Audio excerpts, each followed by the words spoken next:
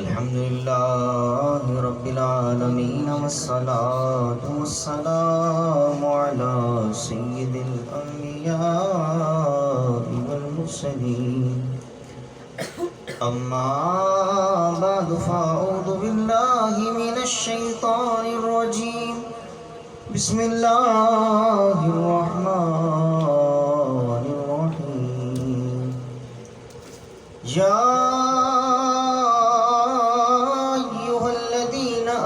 اتقوا الله وكونوا مع الصادقين آمنت بالله صدق الله العظيم إن الله وملائكته يصلون على النبي يا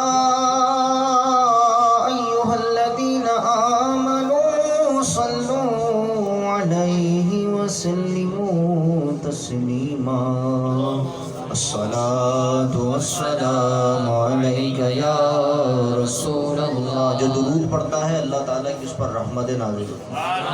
الصلاة والسلام عليك يا رسول اللہ. الصلاة والسلام عليك يا حبيب الله.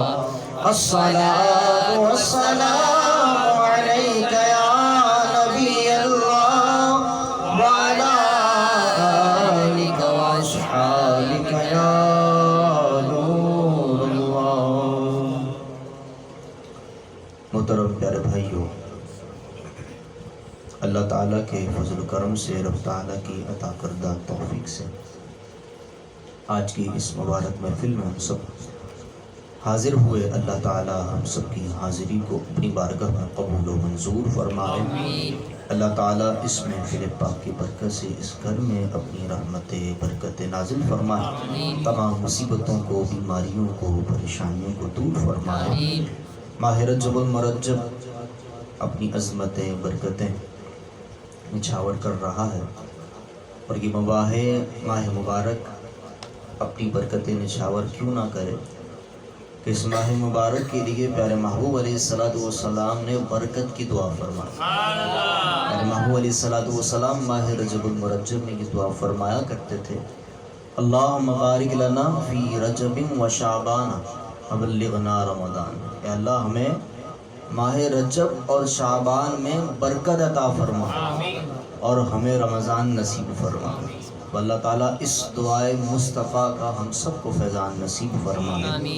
ماہ رجب المرجب جہاں دعائے مصطفیٰ سے برکت یافتہ ہے، وہیں پر کئی بزرگان دین رحمہم اللہ کے اس ماہ مبارک میں آراس منائے جاتے ہیں. اور خصوصیت کے ساتھ ماہ رجب المرجب کی ابتدا میں خواجہ خواجگان خواجہ معین الدین چشتی اجمیری رحمت اللہ تعالیٰ علیہ کی چھٹی شریف منائی جاتی ہے. اب بھی 6 رجب المرجب کا دن تو گزر چکا، لیکن اب بھی خواجہ غریب نواز رحمت اللہ تعالیٰ علیہ سے عقیدت و محبت و چاہت کرنے والے اپنے گھروں میں دیگر مقامات پر خواجہ غریب نواز رحمت اللہ تعالیٰ علیہ کی چھٹی شریف منا رہے ہیں. اللہ تعالیٰ تمام ہی عشاقان صحابہ و اہل بیت و اولیاء کرام کو تمام بزرگوں کا فیضان نصیب فرمائے اور تمام کی کوششوں کو اللہ تعالیٰ اپنی بارگاہ میں قبول و منظور فرمائے. اور ہم سب آج کی اس مبارک محفل میں حاضر ہوئے، اللہ تعالیٰ ہم سب کو بھی خواجہ غریب نواز رحمت اللہ تعالیٰ علیہ کا فیضان نصیب فرمائے. محترم اور پیارے بھائیوں، اولیاء کرام کی زندگی جب ہم دیکھتے ہیں تو ایک ذہن میں بات یہ آتی ہے کہ یہ اولیاء کرام صرف کرامتیں دکھانے کے لیے آئے تھے. کیونکہ جب بھی ہم کسی کو ولی سمجھتے ہیں، کسی کے بارے میں سنتے ہیں جناب یہ ولی ہے، تو ہمارے ذہن میں فوراً یہ بات آتی ہے جناب یہ کوئی کرامت دکھائے گا، یہ کوئی عجیب و غریب کمال دکھائے گا. ولی کا نام ذہن میں آتے ہی ذہن میں یہ بات آتی ہے. یہ بات ضرور ہے کہ اللہ تعالیٰ اولیاء کرام کو یہ اعزاز عطا فرماتا ہے کہ جب وہ اس کی بارگاہ میں محبوب بن جاتے ہیں، رب تعالیٰ کی بارگاہ میں انہیں قرب مل جاتا ہے، تو اللہ تعالیٰ یہ کمال انہیں عطا فرماتا ہے، وہ جو چاہتے ہیں اللہ تعالیٰ وہ فرما دیتا ہے، وہ جو فرماتے ہیں اللہ تعالیٰ ان کی اس بات کو پورا فرما دیتا ہے، یہ رب تعالیٰ انہیں کمال عطا فرماتا ہے۔ لیکن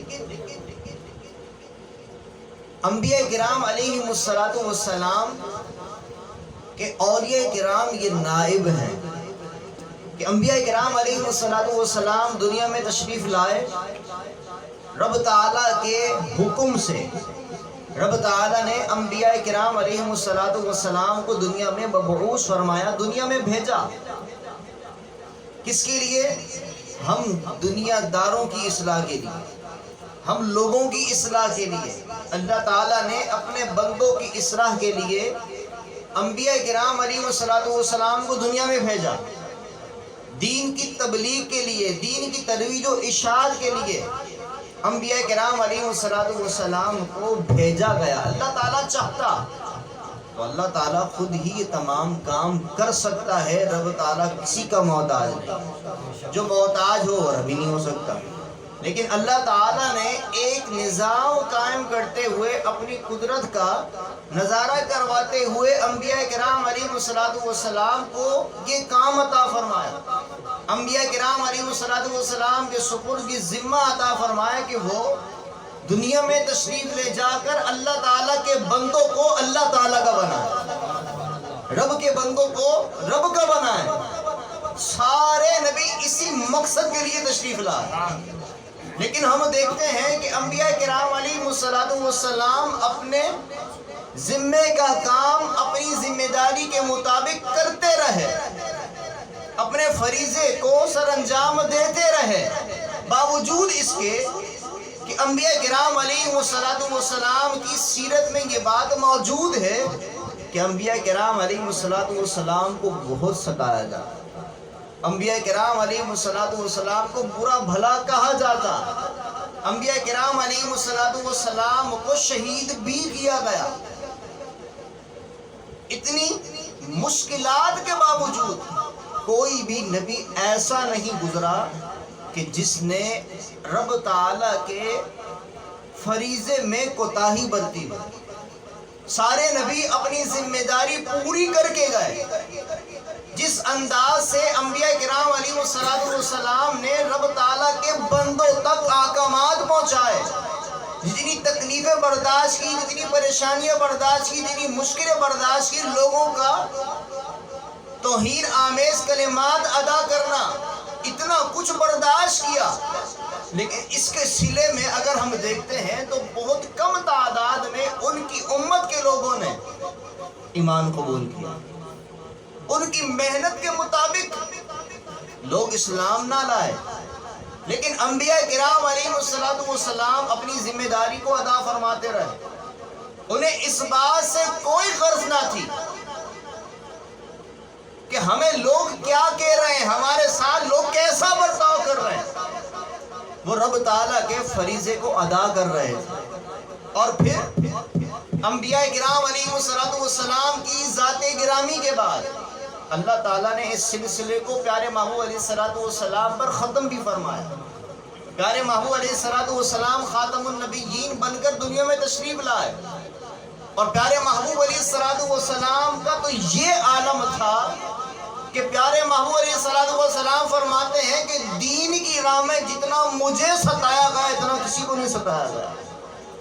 یہ بات ہی سمجھا دیتی ہے کہ پیارے محبوب علیہ السلام کو ایسی تکلیفوں کا سامنا کرنا پڑا کہ پیارے محبوب علیہ السلام ایک جملے کے ذریعے فرما رہے ہیں کہ جتنی تکلیفوں کا سامنا مجھے ہوا ہے اتنا کسی کو نہیں ہوا۔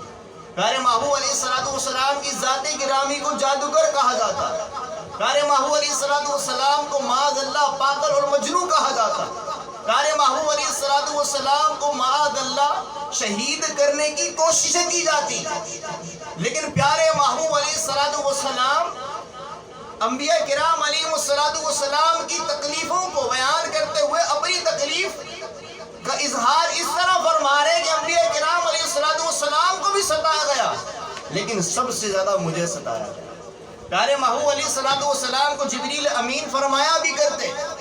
جبریل امین عرض کرتے یا رسول اللہ آپ حکم فرمائیے کہ میں ان پہاڑوں کو ملا دوں، یہ آپ کی بات نہیں مانتے، یہ آپ کی بات پر عمل نہیں کرتے، یہ سارے تباہ و برباد ہو جائیں۔ لیکن پیارے محبوب علیہ السلام کیسے مہربان تھے، پیارے محبوب علیہ السلام کیسے رؤوف الرحیم تھے کہ پیارے محبوب علیہ السلام فرماتے ہیں یہ تو انکار کرتے ہیں، ان کی آنے والی نسلیں اقرار کریں گی۔ پیارے محبوب علیہ السلام نے ہمت نہ ہاری، پیارے محبوب علیہ السلام دین اسلام، پیارے محبوب علیہ السلام رب تعالیٰ کے پیغام کو عام کرتے رہے۔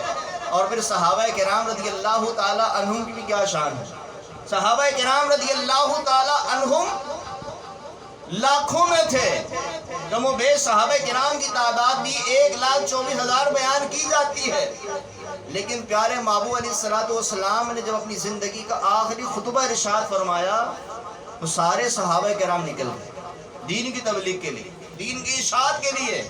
اور آج مدینہ طیبہ میں صرف 10,000 صحابہ کرام کے مزارات، باقی سارے چلے گئے، سارے پیارے محبوب علیہ السلام کے حکم پر عمل کرتے ہوئے روانہ ہو گئے۔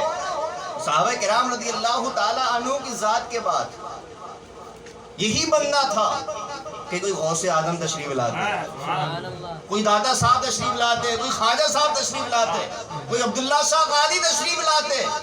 یہ ذمہ داری اللہ تعالیٰ نے صحابہ کرام کے بعد ان اولیاء کے سپرد فرمائی، اور اولیاء کرام کے بارے میں بھی آج تک لوگ بکواسات کر رہے ہیں، ان کی راہ میں رکاوٹیں بن رہے ہیں۔ آج بھی آپ سوشل میڈیا اٹھا کر دیکھیں، ایسے بکواسات کرنے والے کر رہے ہیں، یہ خواجہ نے کیا کیا تھا، داتا نے کیا کیا، انہوں نے کیا ہے دین کے لیے، معاذ اللہ یہ باتیں کر رہے ہیں کہ عبداللہ شاہ غازی کے مذہب پر لوگوں نے رش لگایا ہوا ہے، عبداللہ شاہ غازی نے کیا ہے، دین کے لیے کیا ہے۔ اس کا نام لینے کی ضرورت ہی نہیں ہے، نام تو اس کا اچھا ہے لیکن کام اچھے نہیں ہیں، اس کی بکواسیں اچھی نہیں ہیں۔ اس طرح کی توہین آمیز گستاخیاں وہ کرتا ہی رہتا ہے، کبھی غوث پاک رضی اللہ تعالیٰ عنہ کی شان میں توہین کرتا ہے، کبھی خواجہ صاحب کی توہین کرتا ہے، وہ اولیاء کرام کی توہین کرتا ہی رہتا ہے، اسے کوئی سمجھ میں نہیں آتا، اسے سمجھ میں آتا ہے تو صرف اس کی ذات سمجھ میں آتی، جناب میں صحیح ہوں باقی سارے غلط ہیں۔ یہ بزرگان دین جہاں پیدا ہوئے تھے ان کے مزار وہاں نہیں ہیں۔ دادا صاحب رحمت اللہ تعالیٰ علیہ فلسطین میں پیدا ہوئے لیکن مزار پنجاب میں۔ پنجاب کیا کرنے آئے تھے؟ کوئی امریکہ تھا اس وقت کا؟ کمانے کے لیے آئے تھے، دین پھیلانے کے لیے آئے تھے۔ عبداللہ شاہ غازی مدینے میں پیدا ہوئے، مزار کا ہے کراچی میں، کیا کرنے آئے تھے؟ کراچی میں کمانے کے لیے آئے تھے؟ کراچی میں کمانے کے لیے نہیں آئے تھے، آپ کی 98 کی پیدائش ہے، 98 میں آپ پیدا ہوئے تھے، 98 ہجری میں آپ پیدا ہوئے تھے، آپ تابعی بزرگ ہیں۔ اس دور میں آپ رحمت اللہ تعالیٰ علیہ کیوں تشریف لائے؟ دین کو پھیلانے کے لیے، دین اسلام کی تبلیغ کرنے کے لیے، اور یہ بکواسات کرتے جناب ان اولیاء کرام نے کیا ہے؟ انہوں نے جو بھی کیا ہے اللہ تعالیٰ اس کا صلہ تو عطا فرمائے گا لیکن تیری پکڑ اللہ تعالیٰ ضرور فرمائے گا۔ کہ پیارے محبوب علیہ السلام فرماتے ہیں کہ جو کوئی اللہ کے ولی سے دشمنی رکھے اللہ تعالیٰ اس سے اعلان جنگ کرتا ہے، اللہ تعالیٰ اس سے اعلان جنگ کرتا ہے جو ولیوں سے دشمنی کرتا ہے۔ تو ولیوں سے دشمنی فائدہ نہیں دے گی، ولیوں سے دوستی ہی فائدہ دے گی، کیونکہ ولی کا مطلب دوست بھی ہوتا ہے۔ ولی کو دوست بنائیں گے تو انشاءاللہ دنیا میں بھی سنبھالے رکھیں گے، آخر میں بھی سنبھال رہیں گے۔ بولے صراط پر بھی جب مدد چاہیے ہوگی پیارے محبوب علیہ السلام کی دعا کا صدقہ ملے گا پیارے محبوب علیہ السلام کی دعا کا صدقہ، لیکن اولیاء کرام کے ذریعے ملے گا۔ جو اللہ کے ولیوں کو نہ ہوا اس سے پیارے محبوب علیہ السلام کیسے راضی ہوں؟ پیارے محبوب علیہ السلام کو راضی کرنے کے لیے پہلے مرشد کو راضی کرنا پڑتا ہے۔ جب مرشد کی بارگاہ میں قرب مل جاتا ہے تو فنا فی شیخ کا مرتبہ ملتا ہے۔ جب مرشد کی بارگاہ میں کمال مل جاتا ہے تو مرشد اٹھا کر پیارے محبوب کے قدموں میں ڈال دیتے ہیں۔ پیارے محبوب علیہ السلام جب قبول فرما لیتے ہیں تو فنا فی رسول بن جاتا ہے۔ جب پیارے محبوب علیہ السلام قبول فرما لیتے ہیں تو رب تعالیٰ کی بارگاہ تک پہنچتے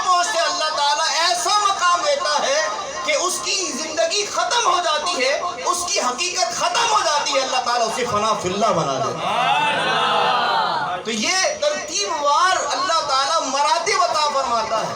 ہم تو الحمدللہ اولیاء کرام کا کھا رہے ہیں، انہی کے گن گاتے رہیں، اور اللہ تعالیٰ نے انہیں جو مقام و مرتبہ عطا فرمایا ہے وہ انشاءاللہ ہم بیان کرتے رہیں گے۔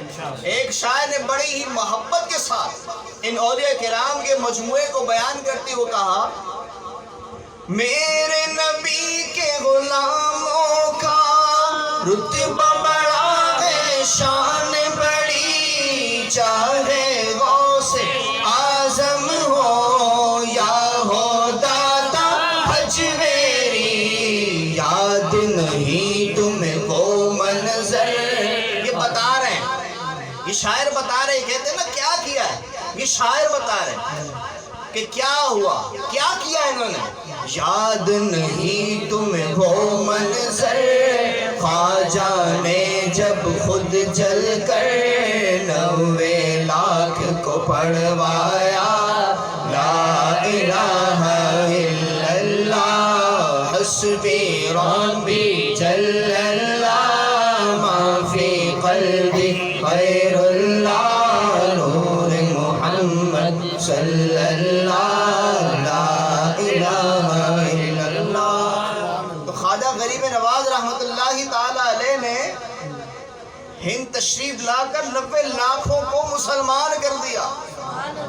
یہ بزرگان دین رحمہم اللہ انبیاء کرام علیہ السلام کے فیضان کو حاصل کرتے ہوئے جہاں دیکھتے ہیں نصیحت کی ضرورت ہے تو نصیحت کے ذریعے اسلام کو پھیلاتے ہیں، جہاں ضرورت پڑتی ہے اپنا کمال دکھانے کی کہ رب تعالیٰ نے کیا کمال دیا ہے تو وہ کمال بھی دکھاتے ہیں۔ کہ پیارے محبوب علیہ السلام کی بارگاہ میں جب تقاضا کیا گیا یہ چاند کے 2 ٹکڑے کر کے دکھا تو اسلام قبول کریں گے، تو پیارے محبوب علیہ السلام نے انگلی کے اشارے سے چاند کے 2 ٹکڑے بھی کر کے دکھائے۔